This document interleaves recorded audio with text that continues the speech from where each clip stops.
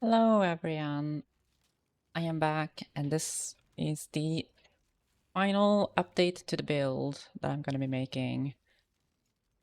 I did reach level 100 quite a while ago, and I'm going to start off by just doing a tier 17 map.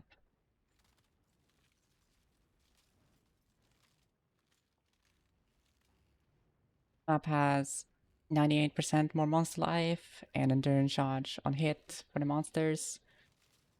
In terms of tank mods, I'm just going to quickly go through the map. I'm kind of just going to beeline to the boss for the purpose of the video, since that's what I want to show. I'm going to go and loot and finish up the map later.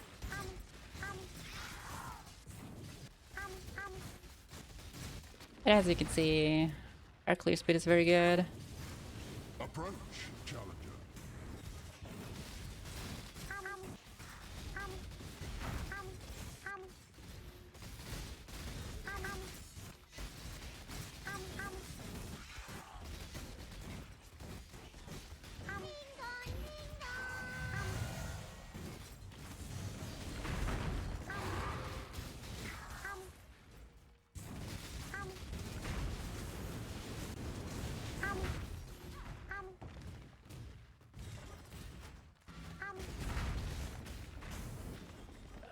And here's the boss.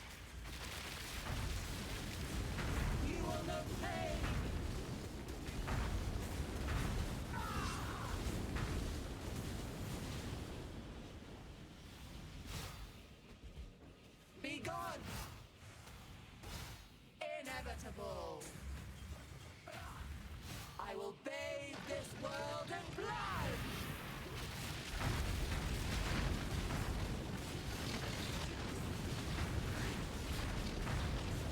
Now I'm just gonna stand here and tank everything while killing by dots. Impressive, but futile. Inevitable! I am, however, not going to tank that. And there we go. The build has single target. Once again, this is with 152% more monster life and endurance charges on the boss.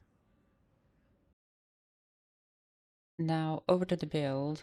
This is my current character, just a gear, except for this focused amulet. I'm using this one. We have about 28 million DPS without just a single kinetic blast projectile, so this is much higher because of our tornado with split shot, as well as a lot of the explosions we have with a lot of AoE. So it's doing a lot more damage than this, but you can clearly tell based on that tier 17 or that beard fight. This is the one that we ideally want in the build. A shield. Just gonna go over all the pieces of gear. Ideally the gloves, we want to have the increased damage against shield enemies. However, I'm not gonna go over how you make the base for this.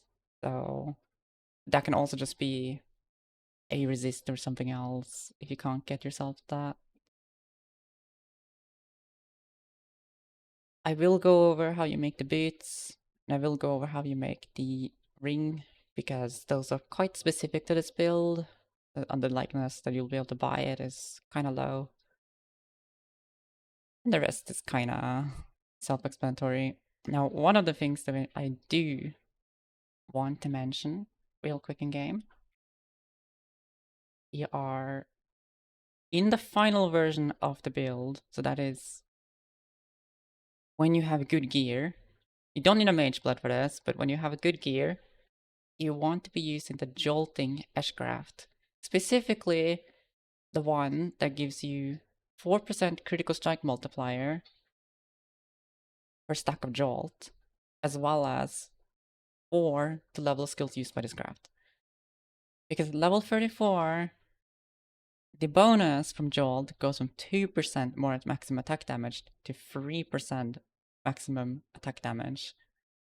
This is gonna make us take about 10% more damage, but this Eshcraft right here alone gives me like 40% more damage overall.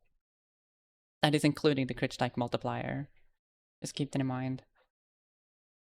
And the reason why more maximum attack damage literally gives us so much damage is due to the synergy with Rooted in Light, giving us lucky damage when we're standing in the radiant ground. I'm gonna quickly go over the various loadouts for the build. So everything before here is roughly the same as before. The only thing I've changed is Shape of Flames. Currently there's a bug in the game that makes it so that when you apply conversion to the enemies, such as Shaper of Flames, that basically doesn't really do anything for us. There's a bug that makes it so that you're gonna take the converted physical damage that gets converted to fire is going to get converted to 4 times the fire damage, which means effectively if you have 75% fire res, you're taking the same amount of damage. And we're not actually mitigating any of our physical damage we're taking. So because of that, temporarily, until this gets fixed, we're taking Shaper of Winter instead. And I've updated POB to reflect that change. Other than that, for the early maps, and especially, I will probably just mention that Replica Soul Tether is definitely your #1 priority to get in this build. You get a lot of your energy shield from Replica Soul Tether by just stacking a lot of life, as much life as you can get in your gear, with a little bit of energy shield here and there. As well as this also makes it so that you take an equal amount of damage to both your life and energy shield, so you are not gonna be stuck with like 0 energy shield and then you have half your HP. Then of course the level 95 setup, it's roughly kind of what I was doing around this level. 98. Level 98 loadout is a setup that I pretty much ran until I found myself a Mage Blood. I ran Harbingers. Harbingers are pretty good. I was getting almost 10 Divines an hour. Pretty consistently with doing that. So I've added 2 new loadouts into this POV that I want to talk about, which is the no Mage Blood CI version of the build, and there's also the Mage Blood version of the build. The only thing that's different about the no Mage Blood setup is pretty much just the fact that I have a little bit of resists on the gear as a trade-off from some other stats. Other than that, the gear is kind of the same. I've already went over how you craft the wand in the previous video. You can go and reference that. Eventually we swap out Beric's Spite for Orief's End. And we also grab ourselves a Forbidden Flame and Flesh with Shaper of Winter for the time being. You can get any of these. Legion Primordial, Shaper Storms, or Heart of Destruction can all be on a Forbidden Flame of Flesh. Shaper of Winter was really cheap when I bought it. Ideally it should be Shaper Flames, but currently it's bugged. If it gets fixed, I suggest you might want to swap back to Shaper Flames. It's up to you. The 40% shield does feel pretty nice, seeing as we do actually reliably get there, at least with this kind of gear. The main focus of this POV here that I want to talk about right now is the Elegant Hubris, which gives us this Keystone Supreme Ostentation. This allows us to ignore all attribute requirements on a gear, so we don't need any attributes. But this also means that we don't get any bonuses from attributes. That means all the int that normally we are taking on our tree is no longer going to give us energy yield. I have decided to replace it with reduced extra damage taken from critical strikes. This basically making me immune to taking damage from crits, extra damage from critical strikes, I mean. One of the things that's going to get you killed a lot of the time are crits, especially in tier 17s with map effect and really big crit rolls. Critical damage is extremely dangerous. I have a single blind tattoo right here just because I'm blind. And of course I have some suppressed tattoos and mark effect tattoos. That is pretty much the main reason we take Supreme Ostentation, is to be able to do this with the tattoos. I'm currently using the 2760 coins to Caspero, which gives us spell damage, attack speed, and crit multi. In the notes, I have a link with a pretty big search of quite a lot of different jewels you can use. 2760 is the best one. 60,900 is almost as good. It's the difference is negligible. There's almost no difference at all. 53,000 is actually starting to get a little bit worse, and then the rest are getting a little bit more worse. But hopefully there should be enough jewels. If not, you can always click on Ghost Dance, like Ghost Dance, select Caspero, and filter nodes, and then click the generate button. And just wait for it to generate. It will generate a bunch of full nodes, and just click the search button, and you will have the best Elegant Hubris jewels sorted by the best ones at the top and the worst ones at the bottom. And you can copy the trade URL to search for these. Should there not be any that you can buy from the link that I have in the notes, please do not buy significant many divines for these. The ones that are slightly worse are not that much worse. I'm also just gonna quickly go over how we achieve 100% conversion. We get, from a watcher's eye, we want to have energy yield per hit from discipline, and we want to have physical damage converted to lightning damage while affected by wrath. If you're able to find a third mod, the best third mod is going to be Lightning Pen. But these are the two mods that you ideally want. I would say Discipline mod is the best, but if you want to get 100% physical conversion so that you can do physical reflect maps, then you want to get the Wrath mod with the phys converted. This needs to be at a roll of at least 30%, so the roll range here is not too important. At least 30% is all you need. If you get the second 30% of physical damage converted to elemental, it doesn't matter if you hit fire, cold, or lightning. You just take either of the three. It's pretty much guaranteed on a veiled exalt or chaos. That gives you another 30%. This rolls up to 35%, but so yeah. So if you have, let's say we have 30% here, and we have 30% here, then you get the last 40% from the Lightning Mastery, and that will give you 100% physical conversion. So you're not doing any physical damage, and you're safe to run physical maps. We also have Awakened Elemental Damage with attacks, which gives us the ability to be immune to Elemental Reflect as well. Just keep in mind, if you do choose to run Elemental Reflect maps, you can still kill yourself by shield charging or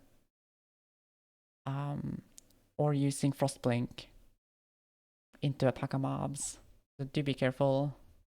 And as I said, the no Mage Blood version is almost the same. It just uses Stygian Vice instead of a Mage Blood. If you do choose to use something like a Headhunter, you're gonna have to figure out how you're gonna get the resists fit into the build. But yeah, that's pretty much everything I want to go over the PoE. Okay, next up, I want to go over how you craft the ring and the boots. I'm gonna start with the ring. So for crafting the ring, all I did was use a clean Cockwork ring, and then I want to use a Essence of Scorn until you hit Elemental Resist. It's pretty easy to roll Elemental Resist. It's didn't take me that many, so in this case, here we go.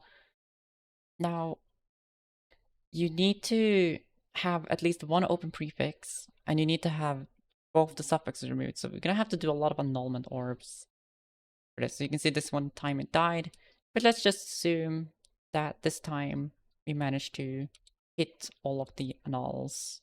Once you're able to get it down to a 2 mod base, and you're going to craft a multi-mod, and you're gonna craft cannot roll caster.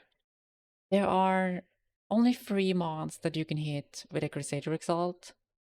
So you can use a Crusader's Exalted Orb, and that is the lightning damage per power charge, which is damage, lightning damage against shocked enemies, which is damage, and you can hit Energy Shield. I decided to go with Cannot Roll Caster because the blocks are the ability to hit this life mod, which we don't want. The unfortunate part is it does block spell damage, but these other ones is a lot of damage. I think it's actually better than spell damage. And we're just gonna slam. In this case, I got Energy Shield. If I did it again, maybe I would get tier 1 Energy Shield. Here I got tier 1 damage against shocked enemies. Once you've done this, you have to remove your crafted modifiers. And we're gonna craft the multi-mod again. Recraft multi-mod. And you're gonna craft lightning damage. And fall damage. I'm gonna craft lightning cold. And I'm going to craft... I'm gonna craft lightning cold, and I'm gonna craft... minimum endurance charge. And this is basically just the ring that I'm using. Now, over to the boots. I decided to start with an item level 84 pair of Warlock boots that are with a fractured energy shield. These are really cheap to buy, so I think it's better to just use a fractured energy shield. Normally this is not necessary, but this makes it actually even easier, so why not? So literally all we're gonna do is use fossils, dense fossils, until we hit tier 1 flat energy shield. Once you hit tier 1 flat energy shield, we're gonna try and annul the bad prefix, which I did in this case. Then I'm going to craft prefixes cannot be changed, and I'm going to use a Veiled Chaos Orb. And I'm praying to get a Veiled prefix. Should you not get a Veiled prefix, such as in this case scenario, but you still have an open prefix, we just craft prefix cannot be changed again, and we just use another Veiled Chaos. You do not need to unveil this in game. Have Craft of Exile doesn't know that you can just use a Veiled Chaos. But yes, you can just craft prefix cannot be changed and Veiled Chaos again. As long as you have an open prefix. Anyway, once you get a Veil prefix, you're gonna just click Unveil, and you're gonna pray to get movement speed. Getting movement speed is is very likely, but ideally, we're looking for movement speed with Onslaught. And out of all of the options for movement speed, I can find it, Veil movement speed, there are 3 movement speed options. Getting the movement speed choice in the first place, at least one of them, is like 90% or something. It's like very, very high. But getting Onslaught is like 1 in 3. You might have to do this multiple times.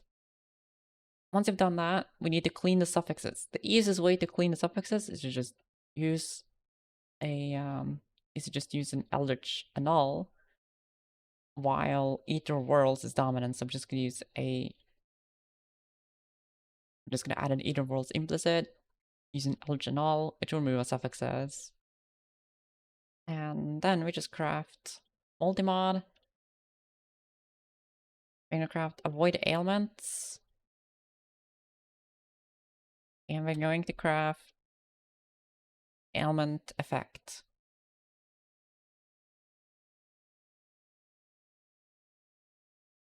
It does not matter how much this mod rolls. We do need a good roll of chance to avoid elements. Once again, it doesn't really matter, but it does help. And then, of course, you're gonna want to get ailment avoidance on your prefix. I believe that is Ichor, so you're gonna roll the Ichor until you roll ailment avoidance. Just for the sake of making this happen a little faster, I'm just going to add the implicit right here. You're gonna roll Ether Rolls with Ichor until you get avoid ailments.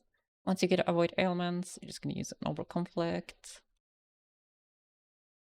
until you upgrade it. In this case, we're getting 26, 24, which is fine. As long as you have a combined 50%, you'll be fine. If this rolled too low, you can always divine the boots, or you can try and conflict it again to make it higher. You just need a combined 50% chance to avoid ailments with the implicit and the craft. So that should cover both the ring and the boots. Okay, next up, I'm gonna show how to craft the shield. I don't have this exact shield, but this is a way that you can craft a similar shield. And I'm probably gonna do this myself as well.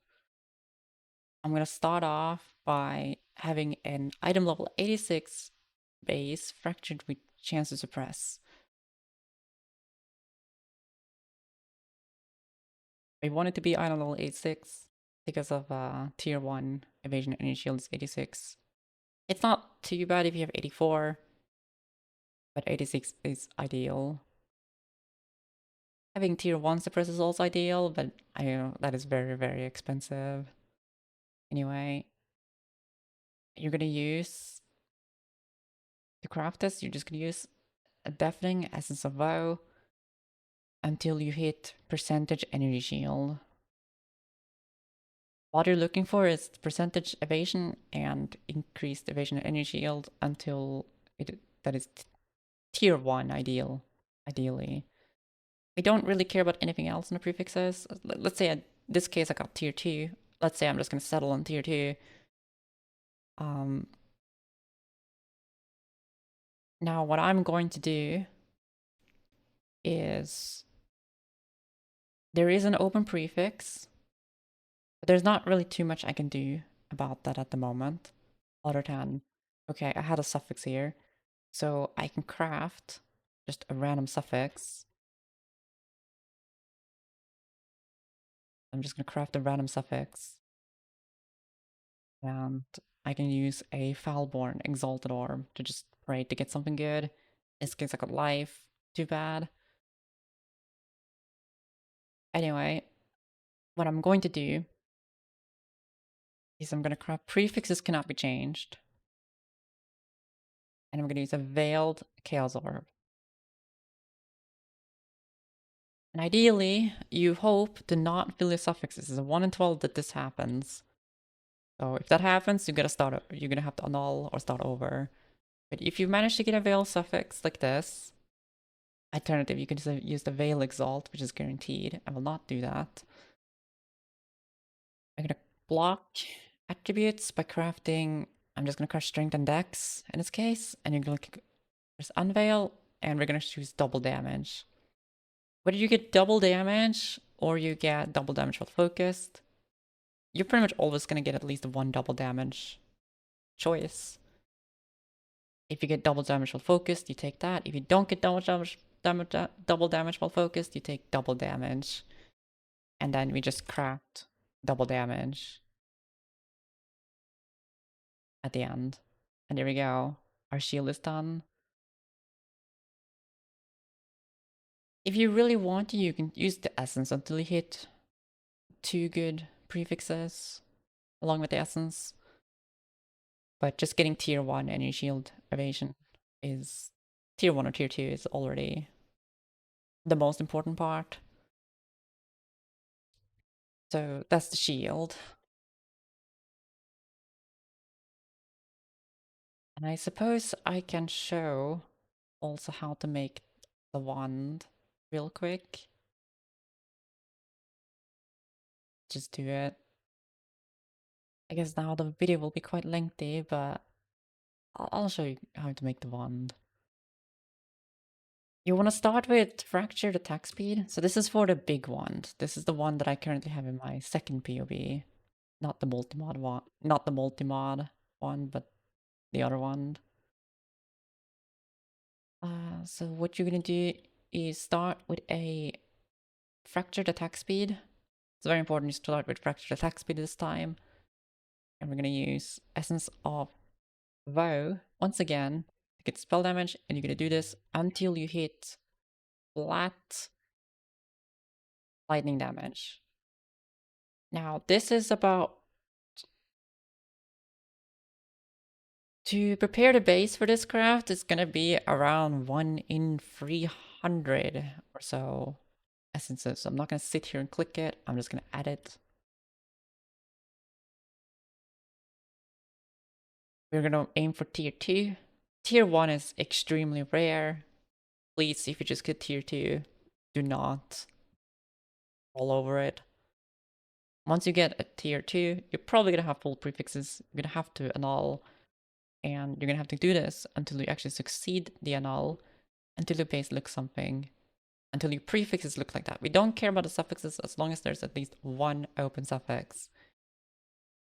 The next step that we're gonna do is you're gonna grab prefixes cannot be changed once again, and we're gonna use a veiled exalted orb, and we're gonna hope to get a prefix. Assuming we do get a veiled prefix, if you get a veiled suffix, you will just have to clean the suffixes, and then you will have to craft prefixes cannot be changed, and then scour, and then prefix cannot be changed, veiled exalt again, or use a veil chaos. Anyway, once you get a veiled prefix, you can click, you're just gonna unveil, and you have a 100% chance to get elemental pen. After that, you're gonna craft prefixes cannot be changed once again, and we're gonna do harvest, reforge critical. You can use harvest and remove critical. It is the safe option, but it costs a lot more. Or you can gamble on the 1 in 12 chance that it can break by using reforge critical. And what we're aiming for here is ideally tier 1 critical strike chance. In this case, I got critical strike chance tier 3. If I'm not happy with that, I just grab brief's gonna be changed again, and I reforge crit again. And there we go. I just grabbed crit multi to finish the wand. Just keep in mind, this one is a lot more expensive than the other one, but it is also about 5, and it's only like 5% better. It's only like 5 to 8% better. So it's up to you if you wanna do this. Some frequently asked questions that I get about this build is how many golems do I summon of each once I have a Dark Monarch?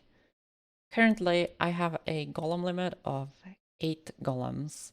That means I have decided to summon 2 stone golems, and then 2 stone golems safeguarding, 1 flame golem, 1 lightning golem, and 2 ice golems, as well as 2 chaos golem of hordes. The hordes golem skill is currently bugged in a way that as long as you only summon 2 of them, they will not count towards your global golem limit. But if you summon a third one, it will override one of your other golems. So only summon 2 of them. Okay, that's it for everything in this build video. This is probably the last video I'm making on this build. I hope you're having fun with the build, and as usual, I'm still going to be streaming. You can always come into the Twitch stream and ask me any questions there regarding the build, or if you want to ask any questions on how to craft certain items. I didn't cover literally everything, but if you have any questions, you can always come and ask me, and I will try and guide you through the crafting process. Secondly, you can also write a comment down below if you have any questions. Otherwise, thank you for watching, and hopefully see you guys again soon. Bye bye.